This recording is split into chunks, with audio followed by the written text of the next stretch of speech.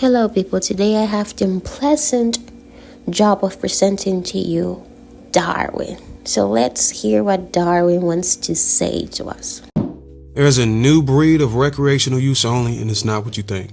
I had the luxury of speaking to some highly successful CEOs and directors. They took a liking to my content and decided to share some information with me to help me reveal the nasty side of a career woman's success. Okay, nasty side of a career woman's success. Okay, let's hear out. Why many women are hiding it and how it angers feminists. After watching this video, you'll understand why women who prioritize career and success often get passed over by high-value men and passed around by their coworkers. They're sharing men in the office, signing NDAs instead of marriage contracts, and calling it women's empowerment. This is not bashing. This is a warning to the women who climb corporate ladders and awareness of men who have wives that work in those offices. Because a new category of women are emerging. Not the ratchet party girl, not the obvious 3 or 4, but the corporate queen, educated, promoted, HR. I don't really know what man or some type of man. They are like against that. Like, we come from a society where education was really limited.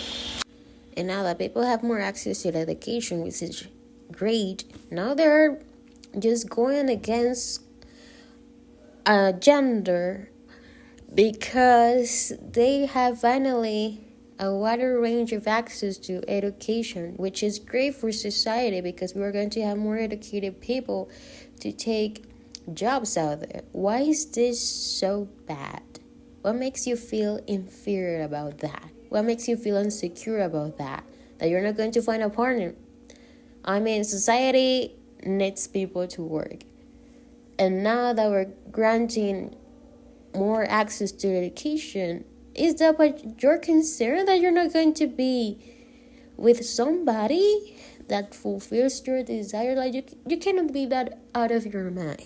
Protected, BBL balanced woman with a condo, a degree, and an AMG. She thinks she's exempt from the dating market consequences. She believes her salary can override her masculine energy and baggage she built up during her journey to financial independence. But the high-value man doesn't chase resumes. If high-value man doesn't change resumes, CVs, LinkedIn profile, there's something wrong. If you really want to fulfill that fantasy of having a legacy, and I put that in quote marks, just having kids, of course I need to know what my partner was into it. If it was like somebody who went to school or not, what's their experience, because I really want to be with somebody that we can raise kids and we can actually grant that little person that is coming to the world with the best tools that we have, right? So I think that knowing where your partner was at before, which company, what she was doing, I think it's pretty important, don't you think?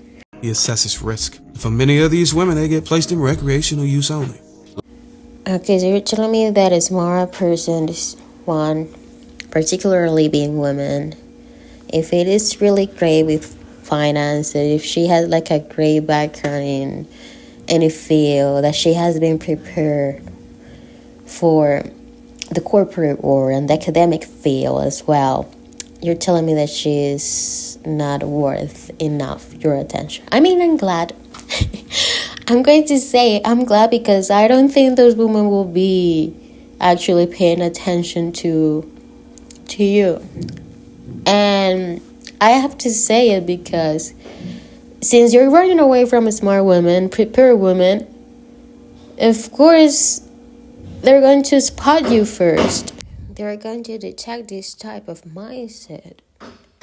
And yes, more than one won't be willing to be with people that have this kind of mindset. So believe me, it is reciprocated. Ladies, you spent your 20s climbing ladders, collecting titles, building a brand, but not building character, humility, peace, or femininity. Now you're 32, educated, financially stable, but you're alone. You think men will line up for your achievements, but men who matter are looking for legacy, not boss babes. The part of humility, peace, man, are you taking notes to your own speech? Because I think the people that think like you have missed that.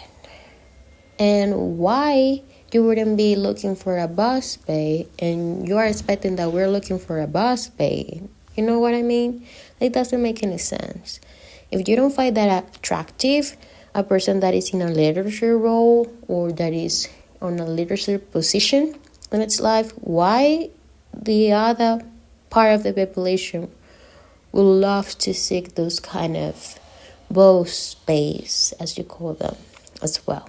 If you don't find them attractive, why other people would need to find them attractive? You know what I'm saying? You think men will value you because you got a summa cum laude? Nah, that ain't it, sweetheart. Cooperation is what we actually value. You chose wrong early. You treated men like options while you were the prize. Took your own value for granted. Now, the roles are reversed. You're the one auditioning, but the high-value man isn't attending a casting call. If cooperation is the goal, why do you feel inferior when somebody else is your equal? That wouldn't have to do with the gender. If somebody is your equal, then you can have similar experiences. You can share more than you might think. But why, when it is a woman, now it is problematic? I don't get that.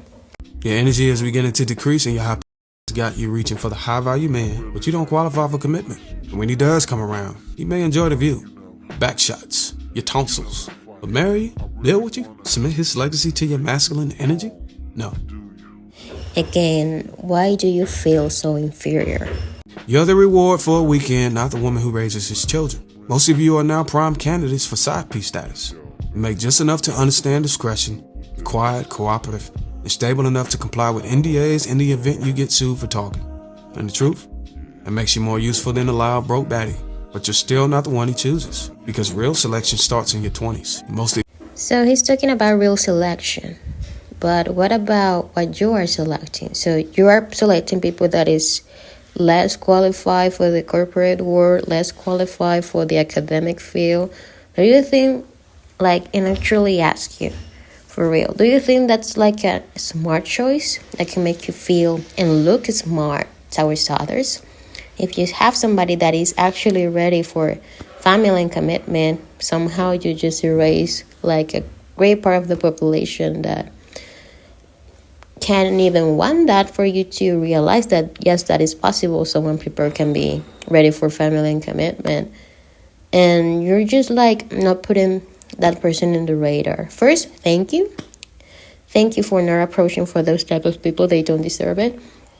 And second,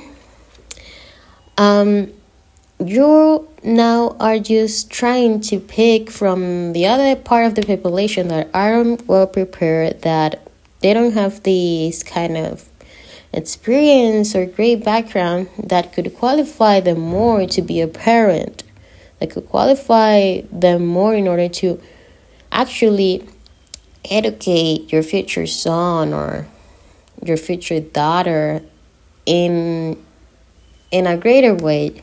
So you're just going to find the people that could support you more than the other. I don't get that. That is one of the dumbest things that I've heard, because it doesn't make any sense. If you gamble those years on feminism, false independence. Now you face the math, a shrinking pool of high-value men, and increasing competition for younger, softer, more cooperative women. You had the power, then you misused it. And now, you're experiencing the consequences. So this isn't an insult, it's a prophecy. Choose early or be chosen late as a bust down, not a partner. Because in the eyes of the high-value men, all your degrees, D's, and digits still make you recreational use only. Now, they told you one day that you'd be the one. That if you worked hard, stayed fit, got your degree, and bought your own place, a man of power would find you, and finally you could rest. But they lied. Because men of power, men of value don't settle based on career success. You will be the one for what? You need to be pretty delusional. If you think that every person that goes to college is going there because they want to be picked by people like you or that thinks like you, you really need to be out of this world mentally. If you think that people that go and prepare themselves for just to start in a corporation and wants to achieve higher goals in there, it's because they want to be picked by a man. Oh my God. They select based on peace, femininity, and legacy. And most of you are competitors, not compliments. Here's the hard truth. High-value men exercise options, not because they're disloyal, but because they've earned it. The market doesn't reward loyalty, it rewards value. And when 20% of men are getting 80% of women's attention, that 20% is not looking to play fair. Which is that 20%? Something that I've seen like as some kind of a pattern is that the people that preaches this kind of mindset, let's say, they just pull out statistics out of nowhere. I would like to see, where did you get this? They're looking to win. So while you were told to wait for a man who checks all the boxes, you didn't realize you were just one of the options on his menu. What menu? That's the other thing that I've been seeing, is that they're trying like to lower the humanity just a step that the people are at, and they just lowered that into food, beverages, also some kind of product or service in the market. Like, you're talking about people. And if you bring masculine energy, combativeness, and conditional femininity, you get replaced quietly, legally, with an NDA. Here's the real irony. Women in corporate America sign more NDAs than marriage certificates, and not for business secrets, but to keep the gossip down on who getting bust down and ran through. Behind closed doors, many play the role of the work wife, the executive mistress, the silent option. The vagina getting tossed around boardrooms, not built in the bloodlines. And the NDA? It's not to protect the company, it's to protect them. Their reputation, their image, their families. If you're really worried about your image and your reputation, first, if I was a person that has this kind of mindset, I wouldn't share it to the world, because that will make me look worse than the type of human being that I could be actually at this stage in my life. There's nothing that could pull the weight faster than ever. Somebody that I want to attract, that just telling this kind of ideas loudly to the world. Because even they know the career women, boss babes, they're not suitable for marriage, but they make for a good quickie. This isn't political. It's modern market-based politics. Whether you like it or not, it's rising, not because men are greedy, but because women refuse to compete and refuse to settle. So now, one man gets 3 women and no threat towards losing what he worked hard for or having to be pressured into a marriage. So, is that the real thing? You just spilled the tea. You are afraid of losing what you built. You feel threatened. You feel scared that somebody else that you don't know at all is going to come into your life and what? Steal your light? Steal the light that you have? Probably do better things that you do. Probably just working better that you do it. Oh my God.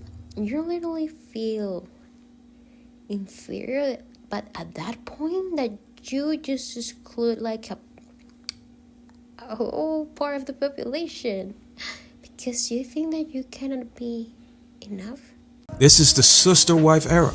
Career women are the modern day not by religion but by design. And you can cry foul all you want, but here's the brutal truth. Less than 10% of men earn 6 figures and are unmarried. Most women want those men. Those men are not waiting for one woman to figure it out at 35. You either position yourself as one of one early or become one of many later. High value men don't cheat. They select, they rotate, they replace. You were told to be the one, but you forgot he gets to choose. And why should I have any sympathy? She ran into good men in her 20s, men with vision, loyalty, discipline, men who were on their way to build something permanent. But she said they were too boring, too soft, too nice. So she chose the bad boy, a man with a ton of experience.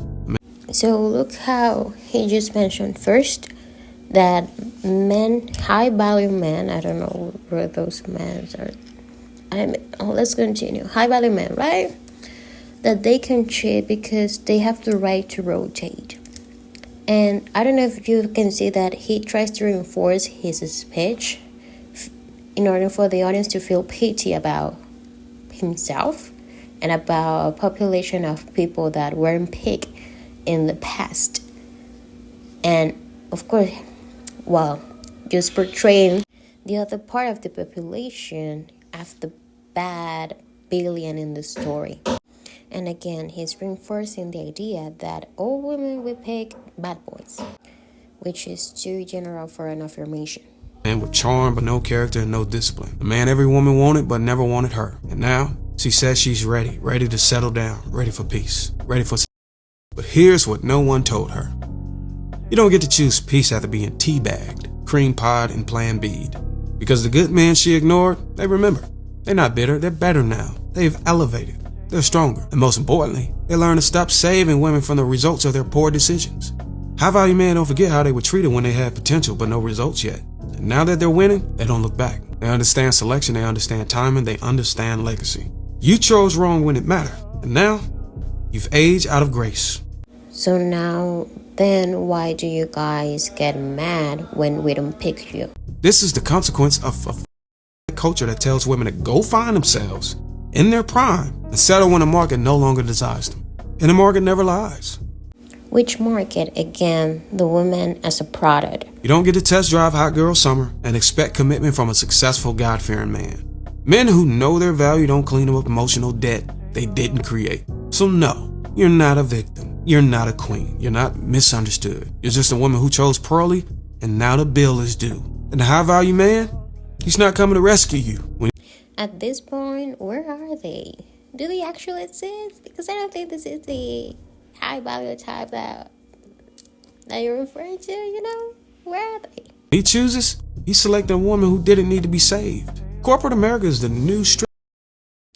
Same heels, same makeup, same game. Different uniforms. Don't get it twisted.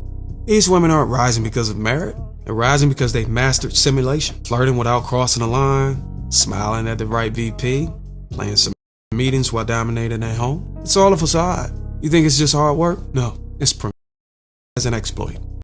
Okay, I'm done. And if you got until this point, congrats. I know it wasn't easy, but you made it. And by the way, what was a 9-minute Instagram reel? This is the actual length of this guy's video. Like, who does that?